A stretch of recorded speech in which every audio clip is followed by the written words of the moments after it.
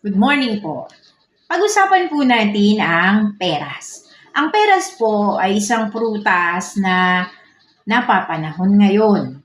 Marami po tayo nitong makikita sa mga supermarket, sa mga palengke. Ang peras po, ito po ay nagtataglay ng maraming fiber. So kung tayo po ay gusto nating mabawas-bawasan ang ating mga timbang, maaari po nating ipalit doon sa mga tinapay itong peras. At hindi lang po yan ang ating prutas sa araw na ito.